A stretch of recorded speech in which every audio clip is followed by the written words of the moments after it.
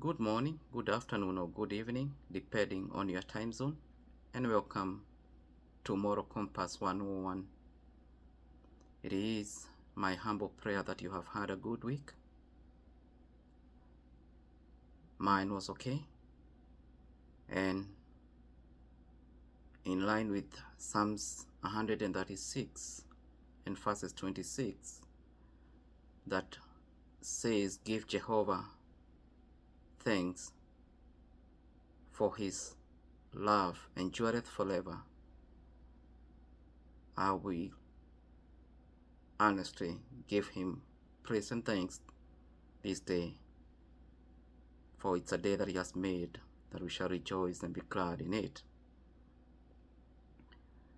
Having said that, a quick recap of our last topic, where we defined wisdom as a defined ability, capability, and capacity that facilitates the application and the utilization of both knowledge and understanding for potency and maximum efficacy. We went ahead to say that wisdom is only sourced from God, as per the claim of the wisest man who ever inhabited planet Earth, in his words of wisdom from Proverbs 9 and verses 10. Today, we will dig deeper into wisdom through routing the three proceeds that emanates from wisdom. These proceeds are curiosity, competence, and contentment. And this brings us to our today's topic, which is the Triune of Wisdom. The Triune of Wisdom. Having said that, I'll please request you to subscribe to Moral Compass 101 for corrective running, comment for interaction, and please like and share to spread knowledge. So, the Triune of Wisdom. I'm an ardent believer that the entire human life is a manifestation of different triunes, and that the Triune of Wisdom is one among the many. I likewise believe that the moment you stop thinking is the moment you stop craving. Why do I say that? Because our first item on the Triune of Wisdom is curiosity. And curiosity is what necessitates our need for wisdom and our need for knowledge and understanding. If you are curious about something, you shall go find out. You shall go gather knowledge about whatever curiosity you have in order to feed it. So, other curiosity, we say, life is a trajectory of a train of thoughts, and that's why the act of or the process of seeking knowledge in order to feed your insatiable curiosity for understanding involves immeasurable moments of pensive thinking and hermeneutics. So this point says that, in order to sate your hunger and thirst, for knowledge, knowing that you need to satisfy or to sate your hunger and thirst for knowledge, that is wisdom. That's not even knowledge, that is wisdom. Because there are people who know they don't know something, but they don't have that hunger and thirst to seek knowledge so that they can know and understand that thing that they perceive that they don't know. Why do they settle comfortably, because they don't have wisdom. Because if they had wisdom, it could pester them, it could push them, impel them, and compel them to go and seek knowledge and understanding. So, and through pensive thinking that comes through wisdom and hermeneutics in a very simple definition is the wisdom of interpreting knowledge for effective understanding. This terminology is commonly found in theology, where theologians use it to interpret the words, the scriptures, but it's also a philosophical term, and in its simplicity, it's the wisdom of interpreting the knowledge for effective understanding. So, your urge for wisdom is never a matter of knowledge, but it's a matter of wisdom itself. The entire process of hermeneutics is wisdom driven in order to feed your curiosity for both knowledge and understanding. Hermeneutics works with your knowledge and understanding through aligning knowledge and understanding into viable actions towards your desired outcome, whether your abstract or ideal thought manifest into reality. This means that, when you understand, when wisdom makes you to fully understand how to utilize and to facilitate the knowledge that you have garnered or acquired, it will give you the idea. That's an abstract idea, it's a theoretical idea. But in order to manifest that into reality, you shall need wisdom.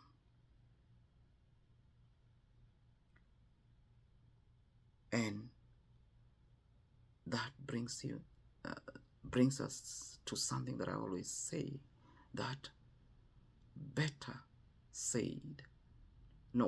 done is far much greater than better said.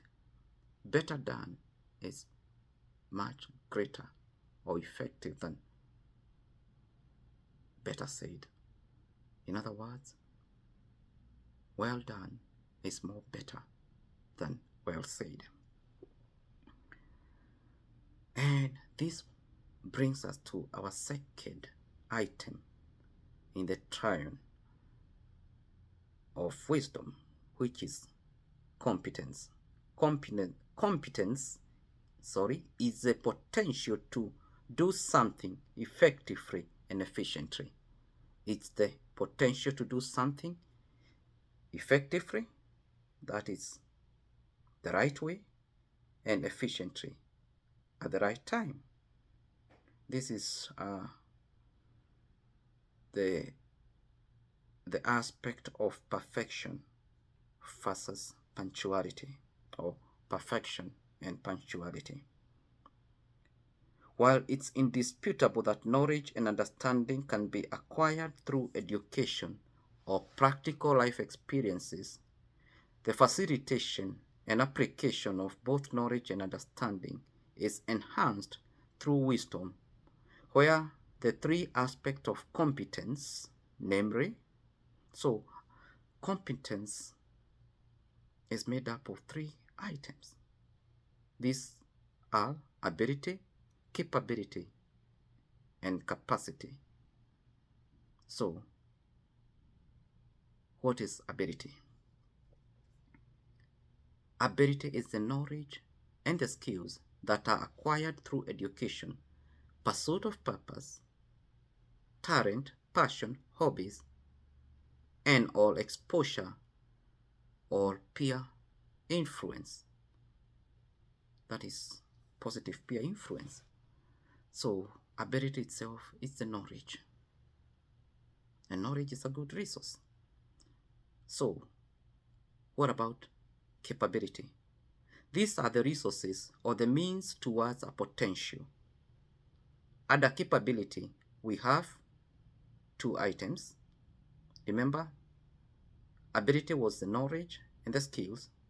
Capability are the resources or the means towards a potential. And under capability, we find human capital and capital resource. Let's deal with human capital. This is a profession, an expertise, or a prowess on a particular field who emanates from knowledge acquisition, maybe education, exposure, peer pressure, but you have the knowledge and the skills. You have acquired them. And that's why the Bible says in Ecclesiastes chapter number 9 and verses 10, that whatever your heart findeth to do, do it diligently, for there is no work in cell or in the grave, neither planning nor knowledge or wisdom. So you need to acquire knowledge while you are still alive. Acquire as much as you can, but also you have to channel your knowledge out, and we shall find out how to do it. It's only through wisdom that you can realize that your success in human capital or in your knowledge demands you to acquire capital resource. Now the wisdom will tell you have acquired enough knowledge, or you have acquired, there's nothing like enough knowledge. You have acquired ample knowledge. So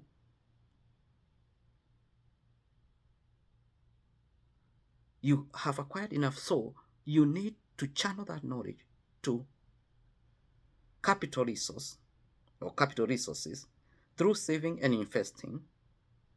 This will be an extremely imperative undertaking that will offer you a chance to fully and freely embark on your self-determination trajectory and subsequently become your own boss. See, you cannot be a human capital, all the days of your life. But some people do become human capital throughout their entire life, just because they lack the wisdom, or they are deficient of the wisdom to translate whatever, money they have acquired from being human capital into capital resource, that is saving and investing. So let's go to capital resource. These are the assets and the tools of trade and services, e.g. RAD, buildings, vehicles, computers, and the like. Now, how will you acquire these capital resources? It's through your human capital savings and investments. Now you shall acquire the capital resource. And the freedom you can get, or the self-determination you can get in this life, is when you are independent. You are your own boss. You are your own boss because you have your capital resources, and you have invested them, in order to multiply. While a vast majority of people acquire their assets and tools of trade through self-discipline and self-sacrifice of saving and investing, remember you have to have a self-control which comes through self-discipline and self-sacrifice. Their sweat and blood at their stage of being human capital. So many people, will, if they're optimistic, if they have wisdom, they shall save and invest when they are still on the stage of human capital. A greater percentage, or most people who get to the point of capability, remember this is a point of capability, human capital and capital resource are other capability. So those people who get to this point of capability through family inheritance or assets, family inheritance of assets, or through luck, like winning lotteries, and hence skip the ability stage. They are not so much, they don't have the knowledge, you know, that enabled, brought them,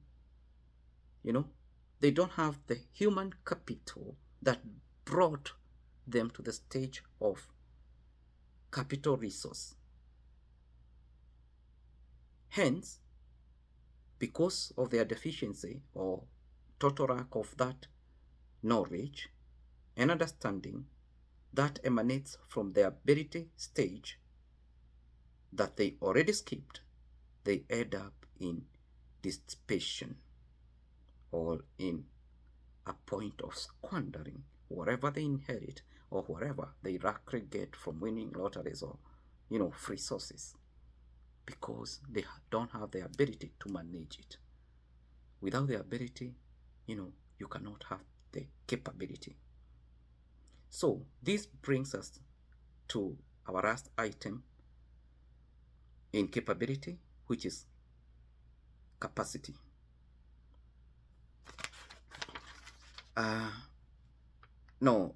Our last item, not in capability, in competence, which is capacity. What is capacity? This is the quantity and the quality outcome that's dependent on both ability and capability. How so?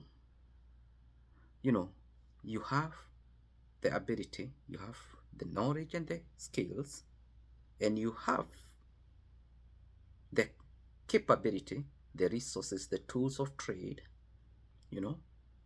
So with your knowledge and skills, and now you have the capability, you have saved enough money, so you have, acquired, you have the money, that is a capital resource. Money itself is a capital resource.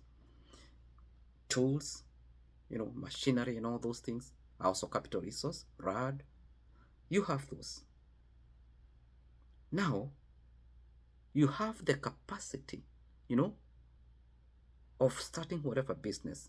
Let me use a business example because it will sink well to a majority of people. So you have the quantity and the quality. So if the business you want to start is $1 million and you have $5 million, actually you have more than you need. So you have the quantity.